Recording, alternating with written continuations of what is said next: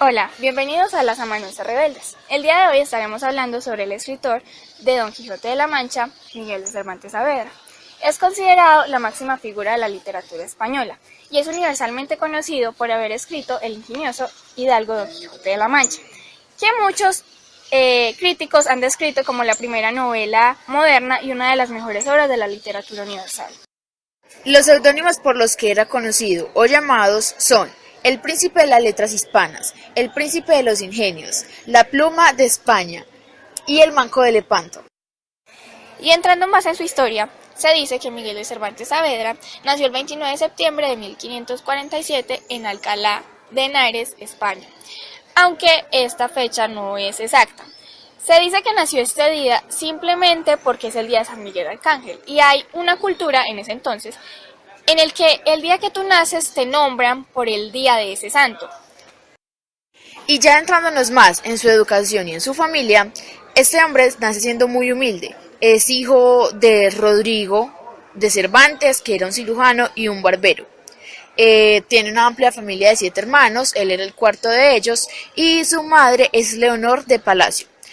Este clan Cervantes, porque así eran llamados, vivieron mucho tiempo en Alcalá de Henares, donde se dice que nació Miguel de Cervantes. Vivieron también en Sevilla, en Valladolid y en Madrid.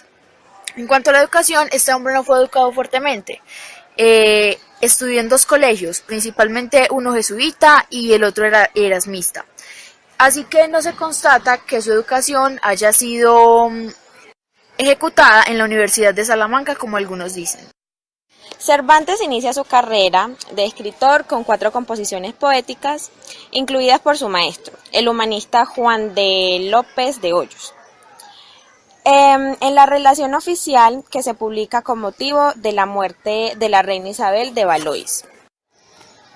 Durante estos años, Cervantes se aficionó al teatro viendo las representaciones de Lope de Rueda.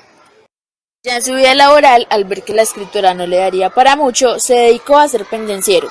A sus 22 años huyó de España. En 1566 se iba para Italia o América, ya que era una tradición buscar un futuro de España en Italia o en América.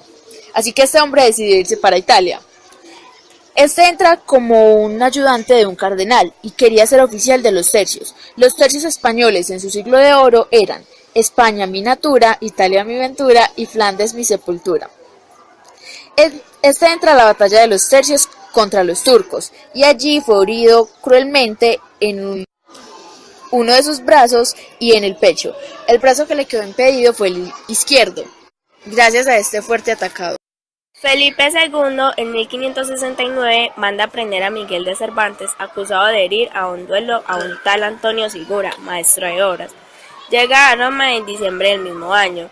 Allí leyó los poemas caballerescos de Ludovico Ariosto, que tanto influían en el Don Quijote. El fray Luis y Lope de Vega eran sus enemigos, ya que el Vega había escrito más de 500 comedias. Era el top en este entonces, y muchos se lo recriminaban a Góngora. El prólogo de Don Quijote de la Mancha se dirige indirectamente a Lope de Vega, en 1605, y también a los lectores estaban muy desocupados en aquel entonces. Bueno, uno de los sucesos que más marcaron a Cervantes fue cuando ingresó a la cárcel. Él ingresó a la cárcel en 2 ocasiones. La primera fue cuando los piratas árabes lo interceptaron junto con su hermano frente a la desembocadura de Ródano y los llevaron a África. Y la segunda fue cuando lo encarcelaron junto con su familia porque supuestamente había cometido un asesinato.